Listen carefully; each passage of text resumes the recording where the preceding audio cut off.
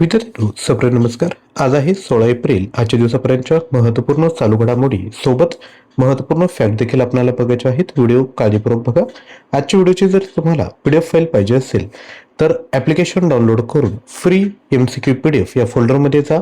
तुम्हाला आजच्या व्हिडिओची PDF त्या ठिकाणी बघायला भेटेल. लिंक डिस्क्रिप्शन बॉक्समध्ये दिली आहे. व्हिडिओला सुरुवात करूया. सर्वात पहिला प्रश्न आहे, इराकच्या नवीन राष्ट्रपती म्हणून कोणाची नियुक्ती करण्यात आली? त्यांचा फोटो आपल्या स्क्रीनवर आहे. याचं जे राईट आन्सर आहे ते आहे ऑप्शन सी, निजार अमेदी यांची या ठिकाणी नियुक्ती करण्यात आली आहे. लक्षात घ्या, इराकच्या संसदेनं कुर्द नेते निजार अमेदी यांची नवीन राष्ट्रपती म्हणून निवड केली. ते 2024 पासून पॅट्रियोटिक युनियन ऑफ कुर्दिस्तानचे राजकीय कार्यालय प्रमुख होते.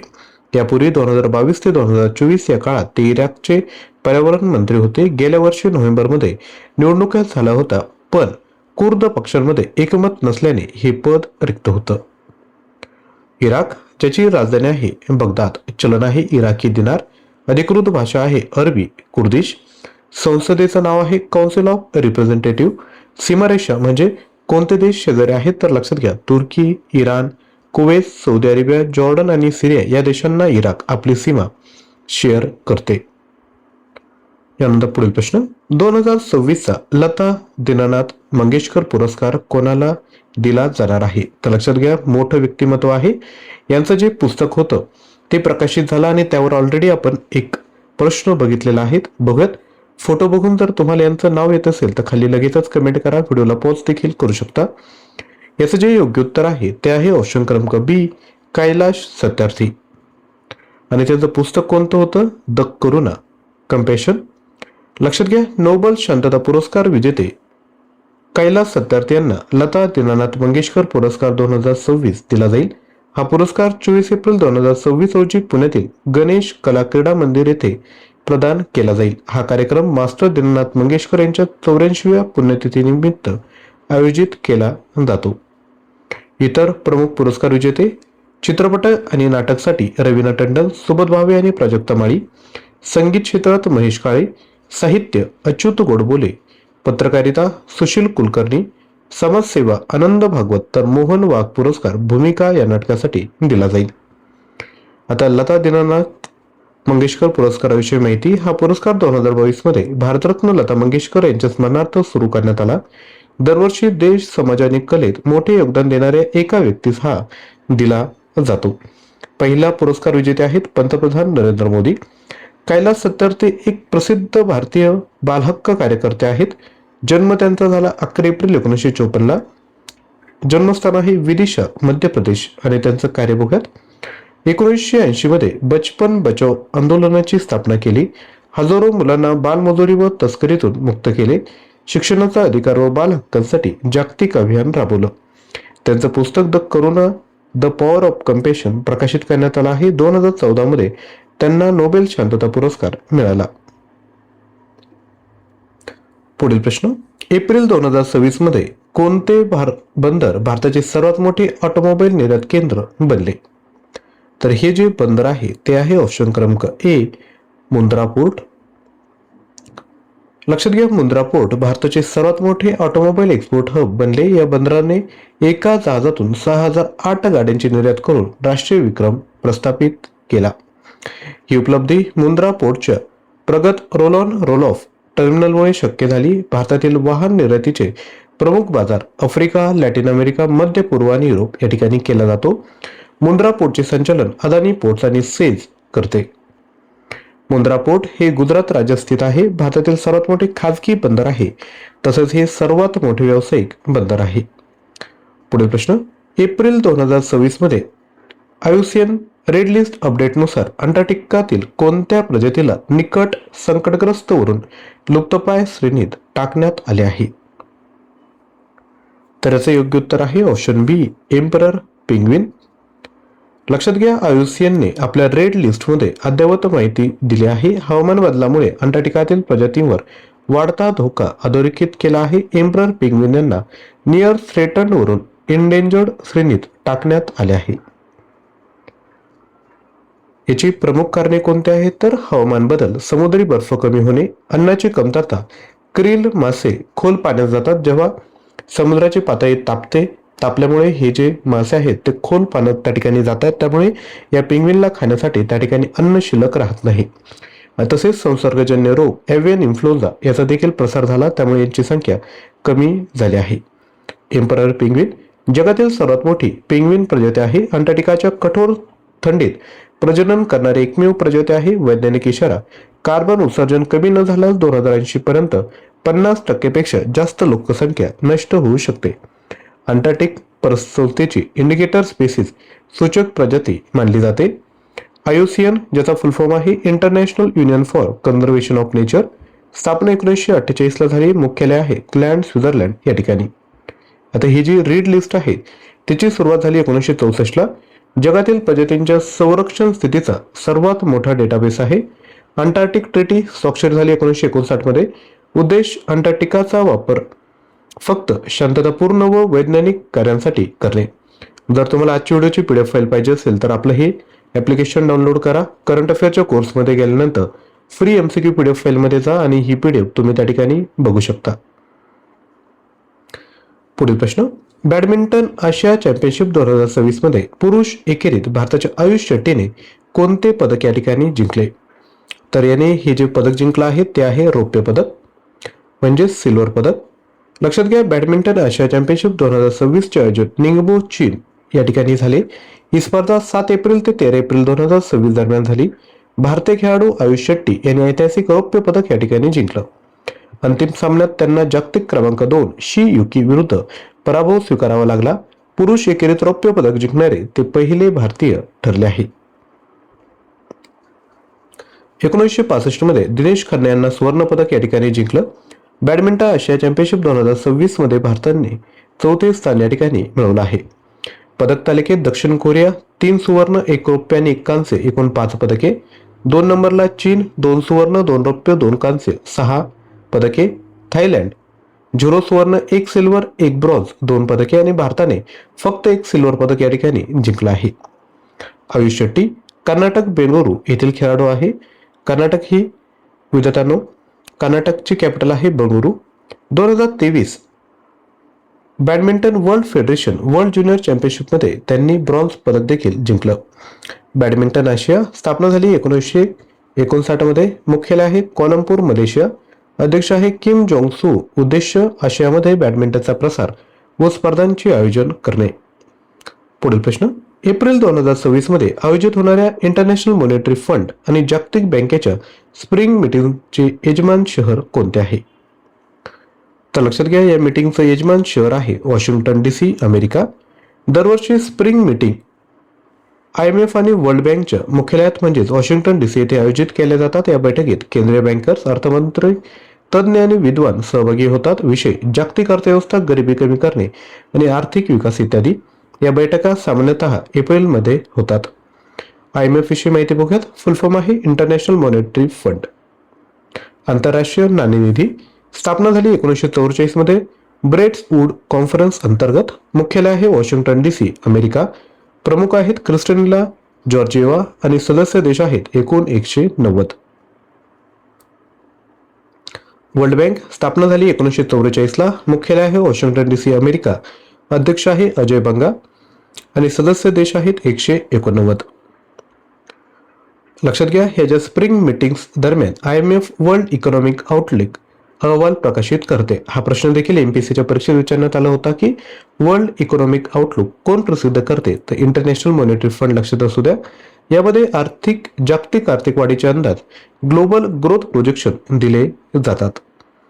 पुढील प्रश्न, अलीकडे UIDAI लडाखला जम्मू काश्मीर पासून वेगळी स्वतंत्र ओळख दिली आहे. आधार नोंदीमध्ये लडाखसाठी नवीन राज्य कोड काय असणार आहे? तर हा कोड असणार आहे ऑप्शन D 39. लक्षात घ्या, एप्रिल 2026 मध्ये UIDAI आधारच्या स्टेट फील्डमध्ये तांत्रिक बदल करून जम्मू आणि काश्मीरऐवजी लडाख समाविष्ट केले. हा बदल Jammu and Kashmir reorganisation act 2019 नुसार करण्यात आला. UIDAI आधार ऍक्ट 2016 अंतर्गत अधिकार वापरून डेटाबेस अपडेट केला. लडाखला नवीन स्टेट कोड 39 देण्यात आला आहे. जम्मू काश्मीरचा कोड काय आहे? तर तो आहे 01 आणि लडाखचा आहे 39. आधी लडाखचा ऍडमिनिस्ट्रेटिव्ह कोड 01 जम्मू काश्मीर सोबत होता. आता लडाखला स्वतंत्र स्टेट कोड 39 देण्यात आला. आधार नोंदीमध्ये लडाख स्वतंत्र घटक म्हणून दिसेल. परिणाम काय आहे तर लक्षात घ्या. केवायसी आणि सरकारी फॉर्ममध्ये आता लडाख स्वतंत्र पर्याय म्हणून उपलब्ध असेल. डायरेक्ट बेनिफिट ट्रान्सफर योजनेचे ट्रॅकिंग अधिक अचूक होईल. प्रशासकीय व डिजिटल ओळखी सुसंगता कन्सिस्टन्सी या ठिकाणी येईल. Unique identification authority of India स्थापना झाली 2009 मध्ये. कायदेशीर आधार ऍक्ट 2016. मंत्रालय आहे मिटी आणि मुख्यालय आहे नवी दिल्ली. तुमच्यासाठी आजचा पहिला होमवर्क आहे. आधार कार्डचा जो नंबर असतो तो किती अंकी असतो खाली कमेंट करा. आधार कार्डचा क्रमांक आधारचा जो नंबर असतो तो किती अंकी आहे कमेंट करा. तुमच्यासाठी पहिला होमवर्क आहे. पुढील प्रश्न. 14 एप्रिल 2026 रोजी डॉक्टर बाबासाहेब आंबेडकर यांची 135वी जयंती साजरी करण्यात आली. त्यांना भारतरत्न मरणोत्तर कोणत्या वर्षी प्रदान करण्यात आला आहे तर याचे योग्य उत्तर आहे ऑप्शन बी 1990 मध्ये.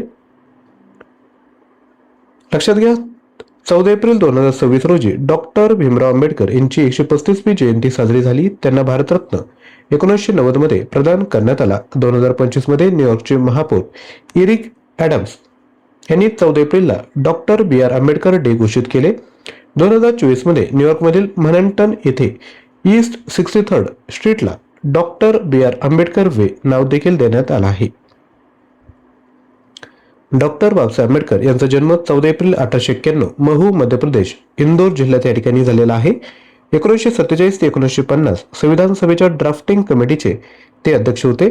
भारतीय संविधानाचा मसुदा तयार केला. 26 जानेवारी 1950 पासून लागू. त्यांना भारतीय संविधानाचे जनक फादर ऑफ इंडियन कॉन्स्टिट्यूशन म्हटले जाते. स्वतंत्र भारताचे पहिले कायदेमंत्री 1947 ते 51 ते होते. नोंद. भारतात 13 एप्रिल 2026 रोजी जालियनवाला बाग हत्याकांडाची 107वी वर्षगाठ पाळण्यात आली. ही घटना 13 एप्रिल 1919 रोजी अमृतसर येथे घडली. जनरल डायरने शांततापूर्ण आंदोलन करणाऱ्या लोकांवर गोळीबार केला. ही 13 एप्रिल विषयी माहिती. जालियनवाला बाग हत्याकांड 1919 मध्ये ब्रिटिशांनी रॉलेट ऍक्ट लागू केला. 10 एप्रिल 1919 रोजी डॉक्टर सत्यपाल आणि डॉक्टर सैफुद्दीन किचलू यांना अटक करण्यात आली. त्याच्या निषेधार्थ या ठिकाणी जी सभा आयोजित करण्यात आली होती त्या ठिकाणी हा हत्याकांड झाला. पुढील प्रश्न. अमेरिकेत स्वामी विवेकानंद यांची पहिली मूर्ती कोठे स्थापित करण्यात आली याचं योग्य उत्तर आहे ऑप्शन सी सिएटल या ठिकाणी. लक्षात घ्या. अमेरिकेतील सिएटल शहरातील वेस्टलेक स्क्वेअर येथे स्वामी विवेकानंद यांची पहिली ब्रॉन्झ मूर्ती अनावरण करण्यात आली. ही ऐतिहासिक घटना आहे कारण प्रथमच कोणत्याही अमेरिकन शहर प्रशासनाने विवेकानंदाची मूर्ती सार्वजनिक ठिकाणी उभारली आहे. या मूर्तीचे अनावरण सिएटलच्या महापौर केटी विल्सन आणि भारताचे कौन्सिल जनरल प्रकाश गुप्ता यांनी केलं. मूर्तीचे शिल्पकार प्रसिद्ध भारतीय कलाकार नरेश कुमार कुमावत आहेत. स्वामी विवेकानंद ज्यांचा जन्म 1863 कोलकाता येथे झाला. गुरु होते रामकृष्ण परमहंस. संस्था स्थापन केली रामकृष्ण मिशन 1897.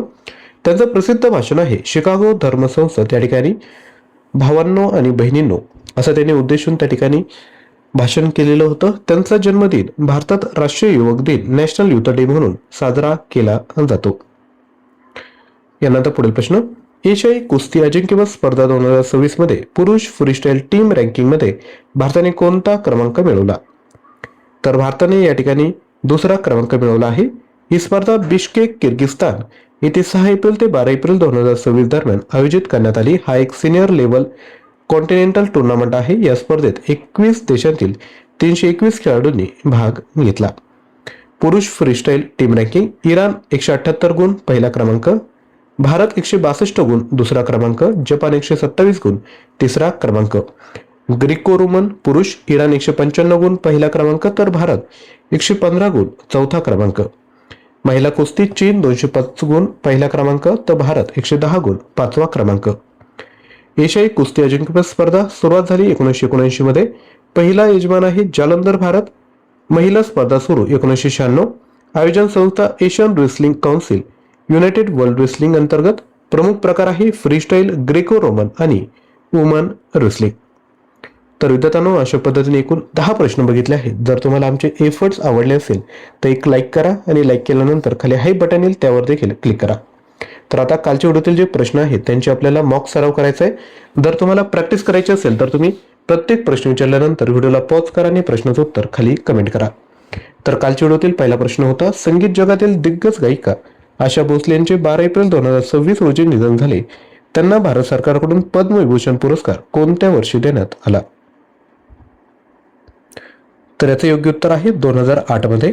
पुढील प्रश्न, उपराष्ट्रपती CP राधाकृष्णन यांनी भारताच्या संविधानाचा अनुवादित डायग्लोट एडिशन कोणत्या भाषेत प्रकाशित केला?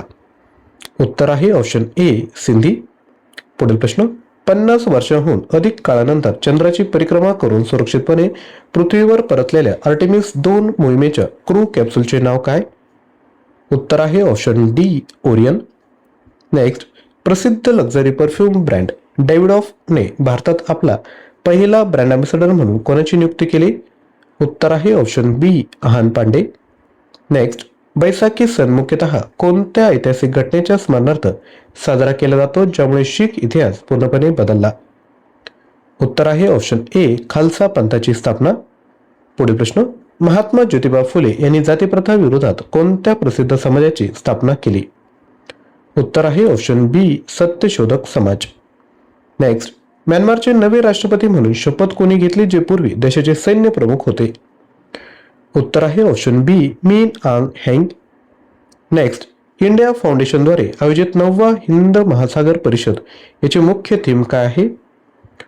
उत्तर आहे ऑप्शन बी हिंद महासागर शासनासाठी सामूहिक नेतृत्व.